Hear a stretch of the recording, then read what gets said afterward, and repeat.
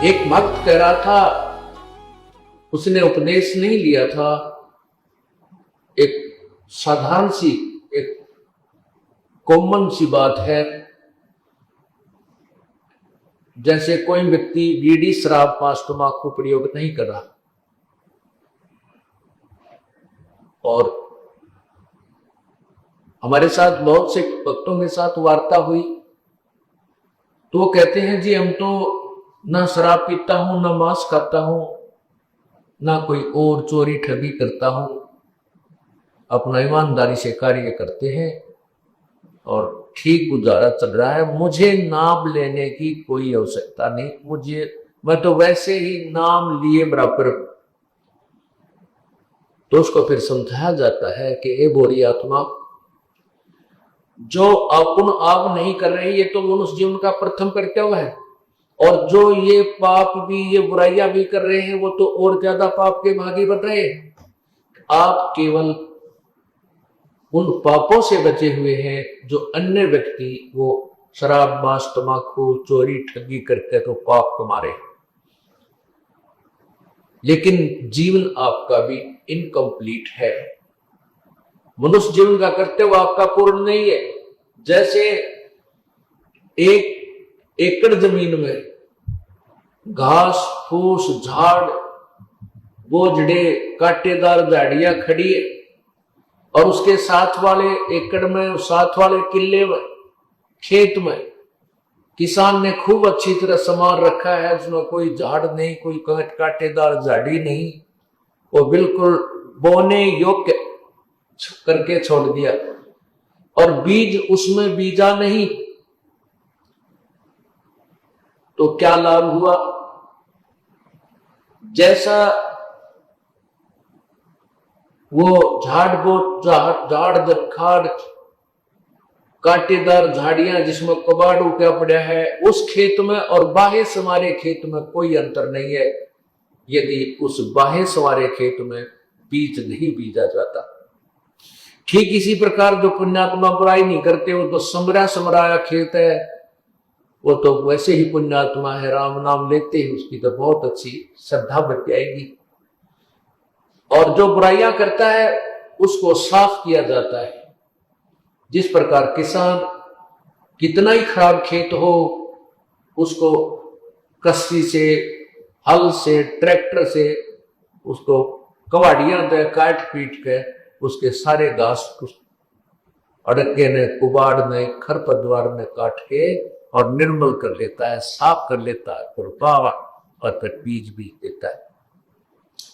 जो पुण्यात्मा बुराई नहीं करते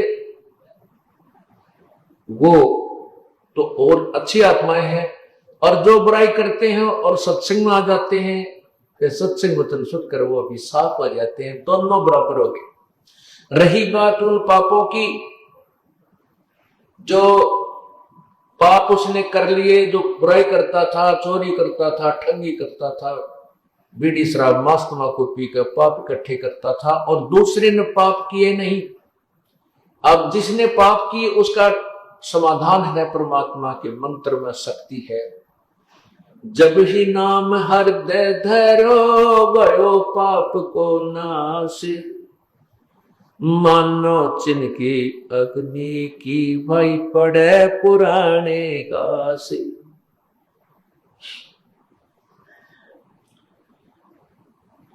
परमात्मा हर तरह से हमें सावधान भी करते हैं, ज्ञान भी देते हैं, हमारा विश्वास दृढ़ भी करते हैं।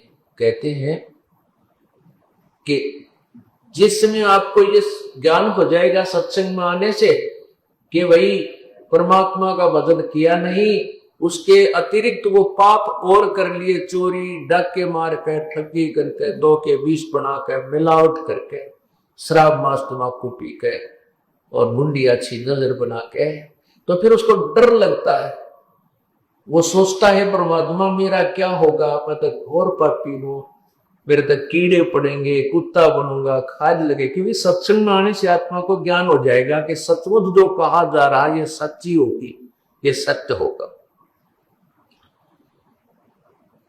तो फिर उसको ये एक एक्स्ट्रा डर बन जाता है, ईव की बनेगा।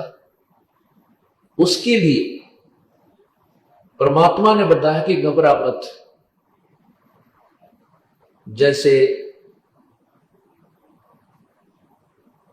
पहले जो आपसे बुराई हुई है वो अनजानपने में होगी, आपको पता नहीं था। जिस प्रकार छोटा सा बालक पालने में छूट रहा होता है और वो क्या करता है, टट्टी पेशाब करके सारे कपड़े भी खराब कर लेता है, हाथ और पैर भी खराब कर लेता है, फिर वो रोने लग जाता है।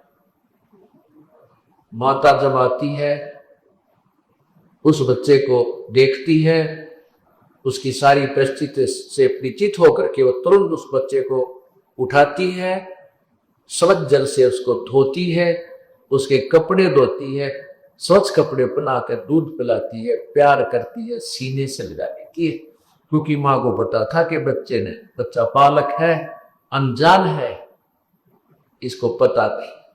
ठीक इसी प्रकार जब तक आप सत्संग में नहीं आए हो और आपसे जो गलतियां होगी हैं वो परम पिता परमात्मा कबीर बंदी छोड़ आप भाई सत्संग रूप की जत से धोकर आपको राम नाम का दूध पिलाएगा और आपको सीने से लगाएगा, प्यार देगा।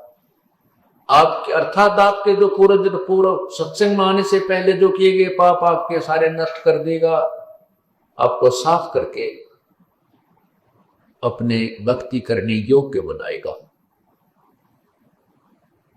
और ये थी जैसे बालक थोड़ा बड़ा हो जाए और वो फिर कितने पेशाब करके बिस्तर में जानबूझ के तो पिटाई बहुत करे,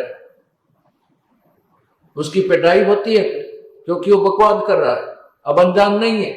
ठीक इसी प्रकार जब आप सियाने हो जाओगे सत्संग सुनकर और नाम उपदेश लेकर के फिर गलतियां करोगे, फिर तो उस बच्चे की तरह पिटोगे जो जानबूझकर बकवाद कर रहा है। गीता के यथार्थ विश्लेषण की जानकारी के लिए पढ़ें पुस्तक गीता तेरा ज्ञानामृत।